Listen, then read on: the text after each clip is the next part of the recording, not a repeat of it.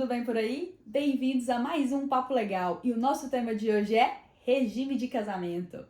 Recentemente saiu na mídia que Virgínia Fonseca, grande influenciadora digital e youtuber, se casou no regime de comunhão parcial de bens com o cantor José Felipe. E você, sabe o que isso significa? Vem que eu te explico. Ah, e não se esqueça, já deixa seu like, hein?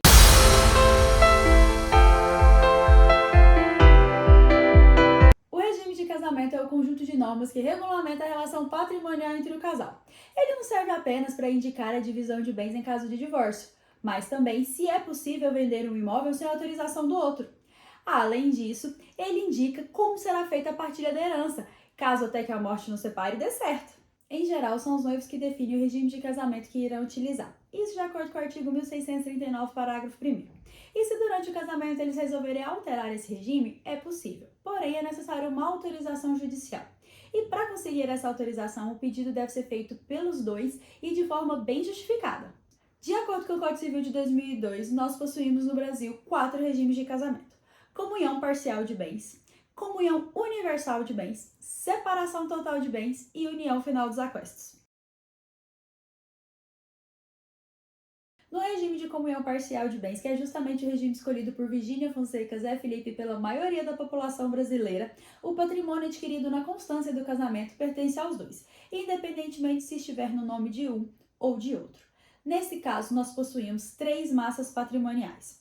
Cada um dos cônjuges com a sua massa patrimonial anterior ao casamento e uma única massa formada pelos dois na constância do casamento.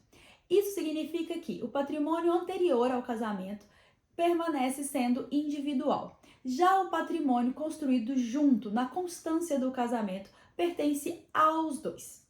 Além do patrimônio adquirido anteriormente ao casamento, aquele que tem origem de doação e de herança também não se divide. Já as dívidas adquiridas na constância do casamento, independentemente de quem as fez, se comunicam.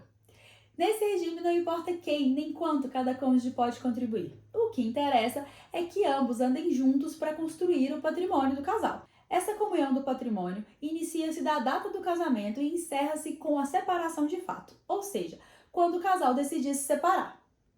Em caso de falecimento de um dos cônjuges, o sobrevivente será meieiro do patrimônio adquirido na constância do casamento. Isso significa que ele terá 50% desse patrimônio. E herdeiro do patrimônio anterior à união. Todas as normas aplicadas ao regime de comunhão parcial de bens também servem para a união estável. Como eu disse para vocês, esse regime é o mais comum. Sabem por quê? Porque caso vocês não desejem se casar em comunhão parcial de bens, é necessário que vocês firmem um contrato chamado de pacto antinupcial, onde vocês vão estabelecer o regime desejado.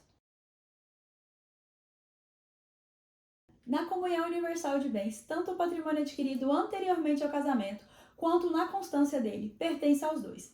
Nesse caso, nós temos uma única massa patrimonial, que engloba todo o patrimônio, inclusive o recebido por herança e doação. O artigo 1668 do Código Civil define algumas exceções a essa regra. Dentre elas, ele diz que o patrimônio doado ou herdado com cláusula de incomunicabilidade não se divide. Além, é claro, daquelas dívidas anteriores ao casamento, que também não se dividem. Nesse regime, em caso de morte de um dos cônjuges, não há que se falar em herança, pois o sobrevivente possui metade de todo o patrimônio existente. Neste caso, ele é meieiro. Já aquele patrimônio pertencente ao falecido será dividido entre os seus herdeiros. Em caso de divórcio, a proporção a ser dividida é 50% para cada um de todo o patrimônio que eles tiverem, independentemente se adquiridos individualmente antes do casamento ou na constância dele.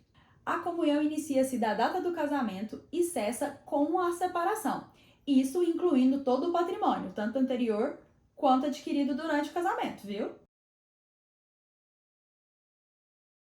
No regime de separação de bens, tanto o patrimônio adquirido anteriormente ao casamento quanto na constância dele não se comunicam. Nesse caso, nós sempre teremos 2 massas patrimoniais diferentes, uma para cada um dos cônjuges. Em caso de divórcio, não há divisão patrimonial, porque o patrimônio já está dividido. Já com o falecimento de um dos cônjuges, o sobrevivente será herdeiro, juntamente com os descendentes, os filhos, se houverem, ou com os ascendentes, os pais. Vocês lembram que eu disse que, em geral, quem escolhe o regime de casamento são os noivos? Pois é. A exceção é justamente o regime de separação obrigatória de bens, trazida pelo artigo 1641 do Código Civil. Esse artigo estabelece 3 situações em que o regime de separação de bens se torna obrigatório. São eles: casamento envolvendo pessoas maiores de 70 anos, casamento envolvendo pessoas que necessitam de autorização judicial, como os menores de 18 anos, e casamento envolvendo pessoas que contraíram causas suspensivas de celebração de casamento, como, por exemplo, uma pessoa que se divorciou e não efetuou a partilha de bens, ou que se tornou viúva e não fez o inventário. Nesses casos, se houver divórcio, cada cônjuge ficará com aquilo que de fato lhe pertence, sem se falar em partilha. Já em caso de falecimento de um deles, o sobrevivente não será herdeiro se existirem descendentes, ou seja, filhos. Em caso de não haver descendentes e haver sim ascendentes, no caso pais, o cônjuge sobrevivente será herdeiro junto com eles. Se não houver nem descendentes, os filhos, e nem ascendentes, os pais, o cônjuge sobrevivente herdará tudo sozinho. Chegamos ao quarto, último e menos comum regime de casamento, a participação final dos aquestos. Nele, aquele patrimônio adquirido de forma onerosa, ou seja, por pagamento, durante o casamento, se comunica.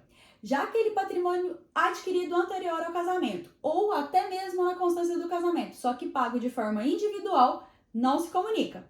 Neste regime, existe uma maior liberdade de administração patrimonial. Cada cônjuge é responsável pelo seu patrimônio e pelas suas dívidas. Em caso de divórcio, aquele patrimônio adquirido na constância do casamento de forma onerosa será dividido. Neste caso, nós teremos duas situações diferentes, uma durante o casamento e uma se houver divórcio. Durante o casamento, nós teremos duas massas patrimoniais diferentes, uma de cada um dos cônjuges. Já em caso de divórcio, nós teremos 3 massas patrimoniais diferentes, uma para cada um dos cônjuges e uma que engloba aquele patrimônio adquirido de forma onerosa na constância do casamento. Em caso de falecimento, o cônjuge sobrevivente será meieiro dos aquestos, ou seja, daquele patrimônio adquirido de forma onerosa na constância do casamento, e herdeiro dos demais bens, concorrendo assim com os outros possíveis herdeiros. Deu para entender, meu povo lindo? Qualquer dúvida, deixe aqui nos comentários que eu te explico. E não se esqueçam de curtir e compartilhar com os amigos, tá? Até a próxima!